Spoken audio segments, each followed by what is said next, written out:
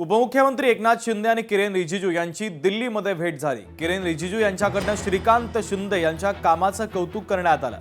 श्रीकांत माझा छोटा भाऊ आहे। एकनाथ शिंदे आणि रिजिजू यांच्या संभाषणाचा व्हिडिओ देखील आता व्हायरल झालेला आहे।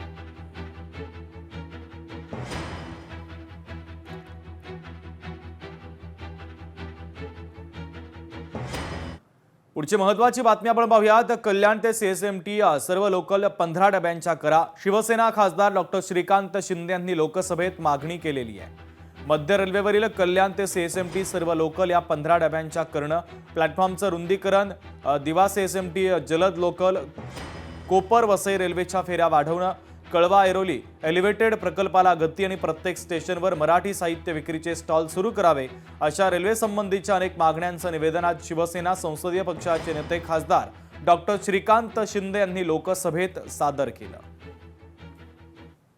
कल्याण लोकसभा में सेंट्रल रेलवे पर ये कल्याण लोकसभा आती है, लेकिन इस कल्याण लोकसभा की पहले की परिस्थिति और आज की परिस्थिति बहुत ज्यादा फर्क है।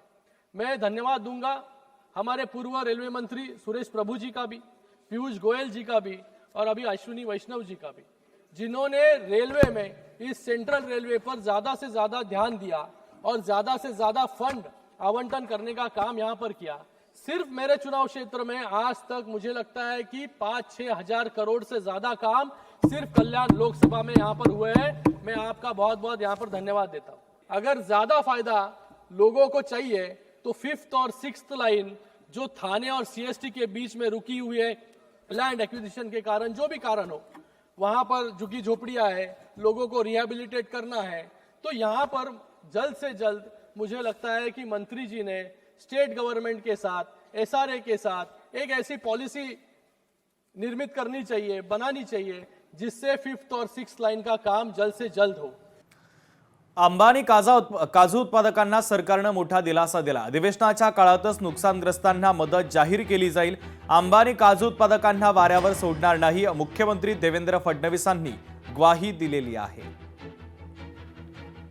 आज आदरणीय मुख्यमंत्री साहेबांनी असंख्य कोकणातल्या जनतेला दिलासा देणारा आणि त्याचबरोबर आंबा बागायतदारांबरोबर हे महायुतीचं सरकार खंबीर पद्धतीने उभं आहे हे शब्दापलीकडून कृतीतून दाखवण्यासाठी आदेश आणि असं म्हटलेलं आहे की हे अधिवेशन संपायच्या आत कोकणातल्या आंबा बागायतदारांसाठी सरकार काय मदत करू पाहतंय, किती मदत करणार आहे याबद्दलची माहिती या अधिवेशन संपण्याच्या आत जाहीर केले जाईल, अशा पद्धतीचा दिलासा ताकद कोकणाला आमच्या आदरणीय मुख्यमंत्री साहेबांच्या नेतृत्वात झालेल्या बैठकीमध्ये मिळालेली आहे।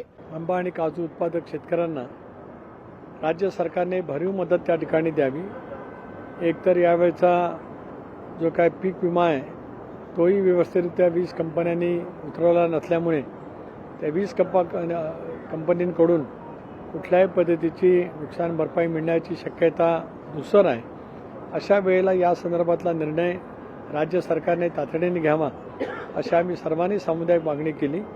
मुख्यमंत्री महोदयांनी आम्हाला आश्वासित केलं की अधिवेशन संपण्यापूर्वी या संदर्भातला ठोस निर्णय घेत कोकणातील आंबा आणि काजू उत्पादक शेतकऱ्यांना राज्य सरकारच्याकडून निश्चितपणाने मदत त्या ठिकाणी ते घोषित करतील असं आम्हाला त्यांनी आश्वासित केलं।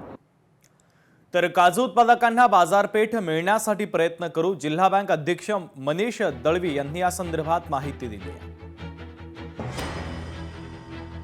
या पुढच्या काळामध्ये सुद्धा शेतकऱ्यांना योग्य अशा प्रकारची बाजारपेठ मिळण्यासाठी आम्ही प्रयत्नरत आहोत आणि त्याच्यातलंच एक पाऊल म्हणून मागच्या आठवड्यामध्ये या जिल्ह्यातल्या विकास सहकारी संस्था आणि काजू प्रक्रियाधारक यांच्याबरोबर एक संयुक्त बैठक झाली आणि आज खास जिल्ह्यातली काजू उत्पन्न करणारे, काजू प्रक्रिया करणारे काजू कारखानदार आणि जिल्हा कृषी उत्पन्न बाजार समिती यांच्याबरोबर एक संयुक्त बैठक घेण्यात आली आणि या बैठकीमध्ये जी केंद्र निश्चित केलेली आहेत त्या केंद्रांवरचा काजू खरेदी करण्यासंदर्भात आज या प्रक्रियाधारकांबरोबर चर्चा झाली आणि ही चर्चा अत्यंत सकारात्मक झालेली आहे।